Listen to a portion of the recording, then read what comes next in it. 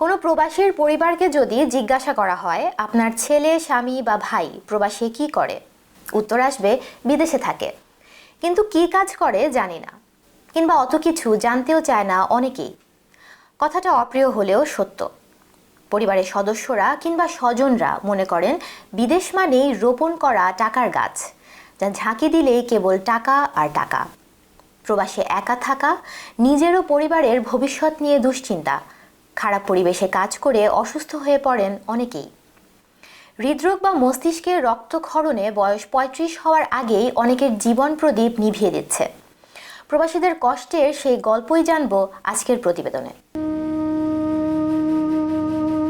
প্রবাসীদের আসল বেতন কোথায় থাকে, কিভাবে থাকে, কি খাচ্ছে, কি কাজ করে, যা আয় করে তা হালাল নাকি হারাম তা জানার কোনো প্রয়োজন কেউই মনে করে না। পরিবার থেকে চাপ থাকে টাকা পাঠানোর, শুধুমাত্র মাস শেষে টাকা পেলেই হলো। প্রবাসীরা যে কতটা অবহেলিত তা বলার অপেক্ষা রাখে না। খুব কম প্রবাসী আছে যারা পরিবারের সমর্থন পেয়ে থাকেন। গড়ে প্রতিদিন ৫৫ থেকে ৬২ জন প্রবাসীর মরদেহ দেশে আসে, যাদের মৃত্যুর কারণ হিসেবে দেখানো হয় স্ট্রোক।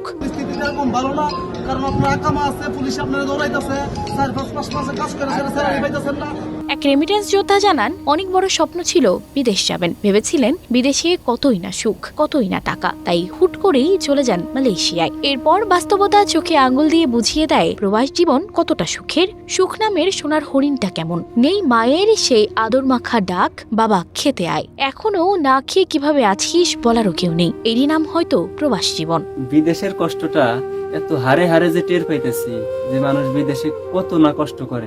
ঘাম, রক্ত, এমনকি জীবন দিয়েও পরিবার ও দেশের ভাগ্য পরিবর্তনে ভূমিকা রাখছেন প্রবাসীরা। ভাগ্য পরিবর্তনের আশায় বাংলাদেশিদের বিদেশে পাড়ি জমানোর প্রবণতা উল্লেখযোগ্য হারে বেড়েছে। এর পাশাপাশি প্রবাসী নির্যাতনও বাড়ছে আশঙ্কাজনক হারে। প্রায় নিয়মিতই আসছে মৃত্যুর খবর। পরিবারে সুদিন ফেরানোর আশায় বিদেশে গিয়ে লাশ হয়ে ফিরছেন অনেকে। যারা আছেন তারা টাকা জমানোর জন্য ঠিকমতো খাবারও খান না, থাকেন গাদাগাদি করে। নিজে ভালো না খেলেও ঠিকই দেশের স্বজনদের জন্য মাসে মাসে টাকা পাঠান।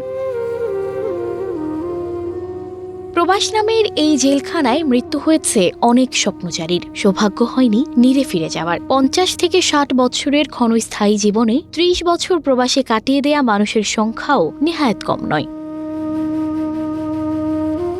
প্রবাসী কেউ স্বাবলম্বী, কেউ অপরাধী, কেউ বা আজও ভাগ্যের চাকা ঘোরাতে পারেনি। এভাবেই চলছে জীবন। নিয়তির এই খেলা কখনোই শেষ হওয়ার নয়। ডেস্ক রিপোর্ট, প্রবাস খবর।